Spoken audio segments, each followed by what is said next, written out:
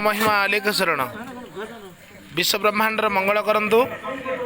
वर्तमान आमर यज्ञ कार्य प्रारंभ हो ब्रह्माष्टक मंत्र रे महाप्रभु नामामृत पान कर ब्रह्माहुति प्रदान करा जाई प्रमोद गोपाल माता हेमलतार हितकांक्षी एवं नवजात शिशु एचपी सुखदेवर हितकांक्षी निमंते ब्रह्माहुति प्रदान करागला एवं नेगिगुड़ा तथा विश्व ब्रह्मांडर सर्विद मंगलार्थे 56 कोटी जीवजंतु मंगलार्थे गुरु कार्य प्रदान करा जाय। गुरु कार्य करने सहित ब्रह्म मंत्र ब्रह्माहुति प्रदान करा जाय 56 कोटी जीवजंतुर कल्याण निमंते महाप्रभुंकर नामामृत पान करा सहित वर्तमान आमर ब्रह्माष्ट मंत्र पाठ करा एवं करा जाउअछि।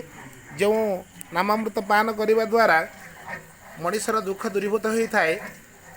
सिद्ध ब्रह्मवाणी कंपुची भोधरणी चिंतिले खंडुची पाप निष्काम धर्म निर्वेद कर्म बाना उड़ुछि अलेख।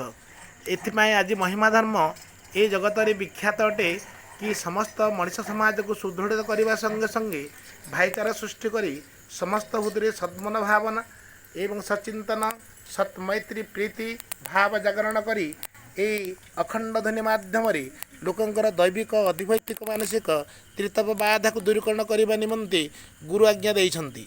एवं महानित्य खेल देख जम्बूदीपे हे शरीरार्थ परकाश बाह्य रूपे तेणु आज जो गुरु कार्य प्रारंभ कराଯାଉଅछि ए गुरु कार्य विश्व ब्रह्मांड रे पूर्व रहिथिला एवं एवं मध्य चाली अछि रहिथिबो मध्य जेतु करुछन्ति कर्ममान पितामातांग विधान एई पितृमातृ कार्य जुग जुगंतर अटे।